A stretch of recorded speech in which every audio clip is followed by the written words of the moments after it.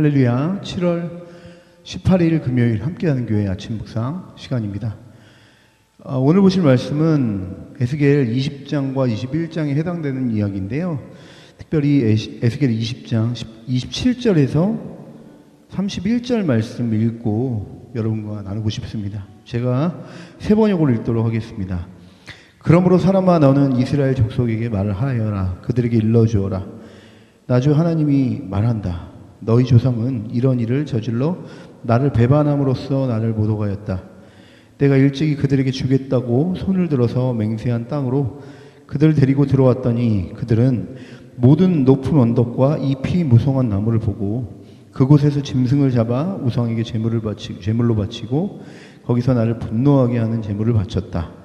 그들은 거기서 우상에게 향기로운 제물을 바치며 부어드리는 제물을 바쳤다. 그래서 내가 그들을 찾아다니는 그 산당이 무엇이냐고 그들에게 꾸짖었다. 그런 곳의 이름을 오늘날까지 바마라고 부른다. 그러므로 너는 이스라엘 족속에게 전하여라. 나 주 하나님이 말한다. 너희도 너희 조상들의 행실을 따라 너희 자신을 더럽히고 그들의 역겨운 우상을 따라 다니며 행음을 하느냐. 또 너희는 온갖 제물을 바치고 너희 아들들을 불 가운데로 지나가게 하여 제물을 바침으로써 너희가 오늘까지 우상들을 섬김으로써 너희 자신들을 더럽히고 있다. 그런데도 내가 너희가 나에게 묻는 것을 허락할 수 있겠느냐? 이스라엘 족속아, 내가 나의 삶을 두고 맹세한다. 너는 너희가 나에게 묻는 것을 허락하지 않겠다. 나 주 하나님의 말이다. 오늘 본문의 말씀은 이스라엘 백성이 하나님께 여러 가지 질문들을 하는 부분, 교제하는 부분, 또 하나님께 여러 가지의 일들을 말하고 듣는 데 있어서 하나님께서 그러한 교제를 허락하지 않겠다라는 이야기로 시작하는 모습을 볼 수가 있습니다. 왜 그러하느냐라는 것을 역사적인 여러 가지 많은 지금까지 조상 때부터 하나님이 이스라엘을 불렀고 또 사랑했고 그럼에도 불구하고 반역했던 여러 가지 많은 예시들을 주님께서 말씀하심으로써 내가 너희들에게 대답하지 않겠다라고 이야기하는 그런 말씀을 볼 수가 있습니다. 하나님은 아브라함과 이삭 그리고 야곱과 맺은 그 언약을 기억하셨고 그래서 애굽에서 종되었던 이스라엘을 젖과 꿀이 흐르는 그 가나안 땅, 또 아름다운 곳에 주님께서 이르게 하셨다는 사실을 오늘 본문을 통해 과거 이야기를 통해 역사의 이야기를 통해 이야기를 하시죠. 그래서 하나님께서는 그들을 가나안 땅으로 부르실 때 무엇을 얘기하시냐면 그들에게 우상을 좀 버리고 스스로 우상 때문에 더럽히지 않고 하나님만 섬기는 하나님과 그들 사이의 온전한 관계를 촉구하셨다는 것을 본문을 통해서 우리는 확인할 수 있습니다. 그럼에도 불구하고 오늘 본문의 내용을 보니까 역사 속에서 이스라엘 선조들, 백성들은 어떠했느냐? 광야에서 하나님께 반역했고 하나님의 규례를 멸시했고 하나님의 언약을 반복적으로 더럽혔다는 것을 볼 수가 있습니다. 그들은 마음으로 우상을 따랐고 하나님의 율례를 무시했고 행하지 않았고 그래서 하나님은 이스라엘 백성에게 벌을 내리시죠. 그 이유는 무엇일까? 그 모든 것이 하나님의 이름을 욕되게 했고 또 하나님께 범죄하여 하나님을 그리고 하나님의 이름을 거룩하게 여기지 않았기 때문에 그렇습니다. 하나님께서 이스라엘 백성을 애굽에서 구원하시고 가나안 땅에 인도하신 이유는 하나님과 이스라엘 사이의 그 거룩한 관계 안에서 이스라엘을 통해 정말 하나님 영광받기 원하셨고 이스라엘과 하나님과의 관계를 통해 온 열방의 하나님 나라가 무엇인지 하나님의 백성이 어떤 존재인지를 드러내기를 원하셨지만 이스라엘은 그런 관계에 실패했던 것이죠. 그럼에도 불구하고 이런 죄악 가운데 있는 이스라엘을 하나님은 반복적으로 구원하시죠. 오늘 본문을 보니까 그 이유를 뭐라고 얘기하냐면 자기 자신, 하나님의 이름, 자기 자신의 이름을 위해서 그렇다고 얘기합니다.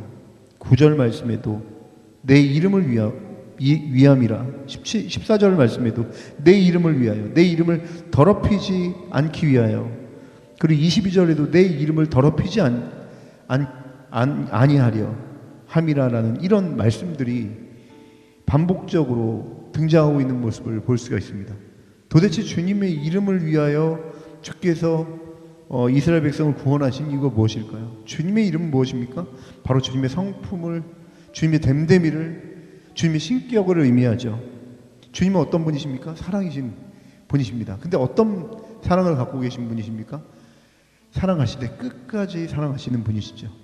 한 번 사랑해서 포기하는 그런 변하는 사랑이 아니고 한 번 선택하시면 끝까지 사랑하시고 포기하지 않으시는 변치 않는 하나님의 성품을 이야기하고 있습니다. 비록 이스라엘 백성이 반복적으로 하나님을 무시하고 업신여겼지만 하나님은 이스라엘을 포기할 수 있는 분이 아니셨던 것이죠. 사랑하는 여러분, 오늘 이 말씀이 우리에게 위로가 되기도 하고요. 다시 한번 하나님과 동행하지 않고 죄악 가운데 살고 있는 우리의 삶을 다시 한번 하나님께로 나아갈 수 있게 하는 쉼이 되기도 합니다. 그 이유는 무엇입니까? 우리는 반복적으로 넘어지고 쓰러지지만 하나님의 이름을 위하여, 즉 하나님 자신은 어떤 존재인가? 변치 않고 선택하신, 그리고 후회하지 않으시는 그 하나님의 부르심 앞에 끝까지 그들의 영혼을 책임지고 인도하시는 분이라는 사실, 하나님의 이름, 자신의 이름을 위한 것 시라고 성경은 분명하게 이야기를 해주고 있기 때문에 그렇습니다.